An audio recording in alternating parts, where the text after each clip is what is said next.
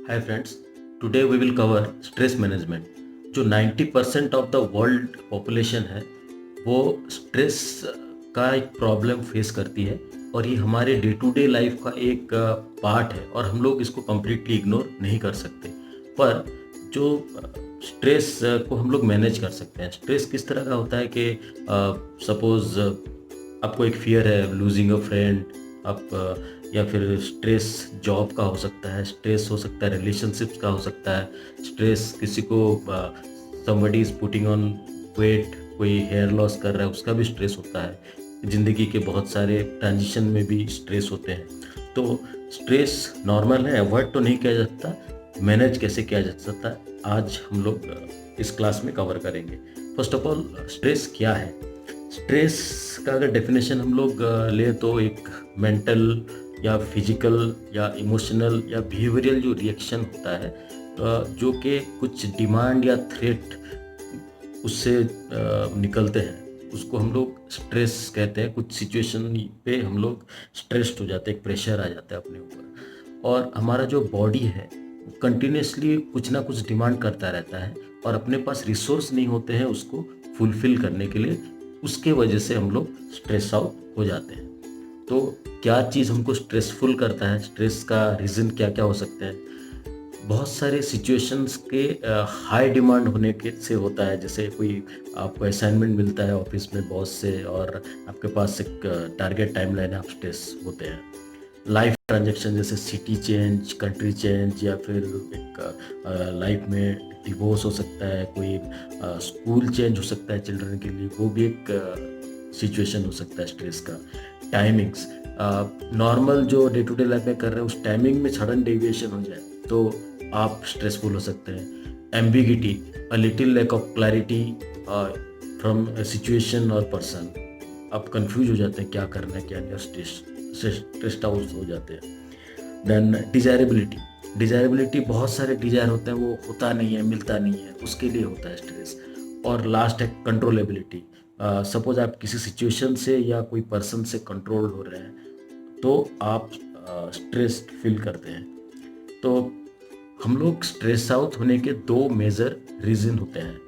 हम लोग एक सिचुएशन को परसीव कर लेते हैं कि बहुत डेंजर है, बहुत डिफ़िकल्ट है या फिर बहुत पेनफुल है, तो हम लोग स्ट्रेस आउट होते हैं। दूसरा है we don't believe we have the resource to cope, हमारे पास वो रिसोर्स नहीं है कि हम लोग वो सिचुएशन से मुकाबला कर सके या फिर वो सिचुएशन झेल सके, तो स्ट्रेस आउट होते हैं।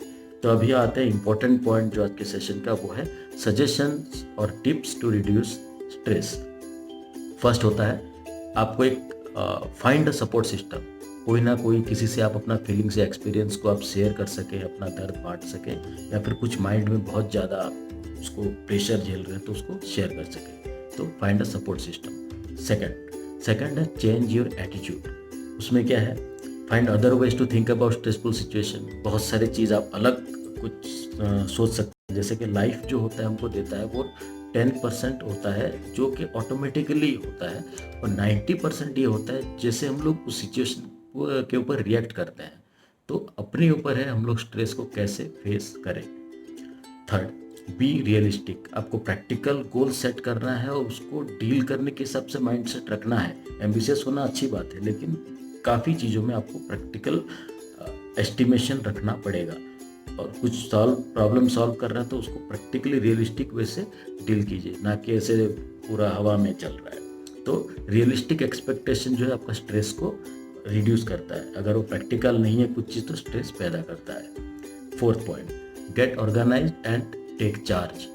उसमें क्या होता है, अनऑर्गेनाइज्ड या पुअर प्लानिंग कभी कभी होता है। प्लान ही नहीं है और आप कुछ कर रहे हो तो स्ट्रेस ऑटोमेटिक होगा।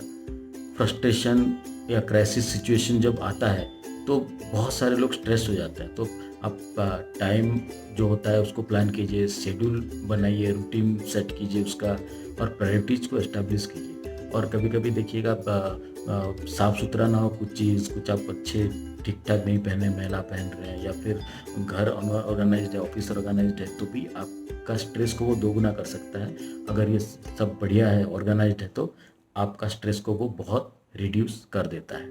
Fifth point, take regular breaks and give yourself me time. Me time मतलब अपने आप को समय देना। कंपनी के लिए, स्पाउस के लिए, चिल्ड्रन के लिए, अपने जो रिस्पॉन्सिबिलिटीज़ हैं पेरेंट्स के लिए, समाज के लिए, सब ऑफिस के लिए सब दे सकते हैं टाइम, बट अपने लिए एक टाइम आपको रखना है जिससे आप रिजुविनेट, रिलैक्सेशन टाइम जो बोलते हैं वो टाइम अदर एक्टिविटीज़ के लिए आपको देना है। मिनिमम छोटा छोटा ब्रेक लीजिए। अगर आप बहुत स्ट्रेस हो जाए, बहुत कंटिन्यूस काम हो गया, कुछ दिन का वैकेशन ले सकते हैं। आपको आइडेंटिफाई करना है, उस हिसाब से लेना है वैकेशन। देन 6th पॉइंट बोला जाता है कि you can pour from an empty cup.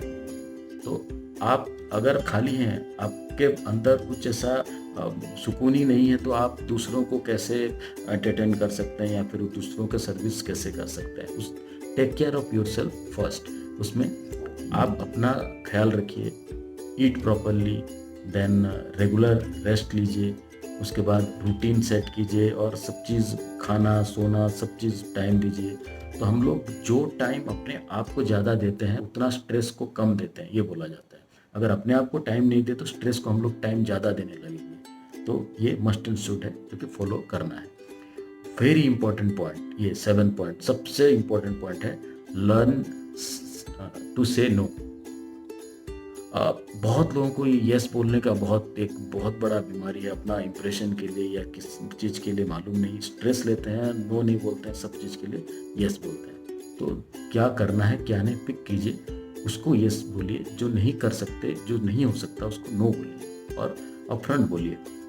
आप अपने आप को प्रोटेक्ट कीजिए हर रिक्वेस्ट या हर अपॉर्चुनिटी को ग्रैब करने से, जो कि आपसे नहीं होगा, जो होगा उसको अच्छे से कीजिए। तो सबको बोला जाता है कि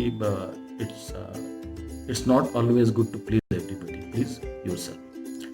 तो next point, get regular exercise. ये 30 मिनट्स अब आपको देना है, क्योंकि एक्सरसाइज जो होता है बहुत सारे स्ट्रेस के सिम्टम्स को रिड्यूस कर देता है, डिप्रेशन को रिड्यूस करता है और हेल्थ को मेंटेन करने में आपको हेल्प करता है। क्योंकि एक्सरसाइज से कुछ गुड हार्मोन्स जो है बॉडी से सीक्रेट होते हैं, आपको लाइटर बनाते हैं, हैप्पियर बनाते हैं और आपको स्ट्रेस्ड आउट करते हैं। तो 30 मिनट्स एक्सरसाइज जरूर कीजिएगा।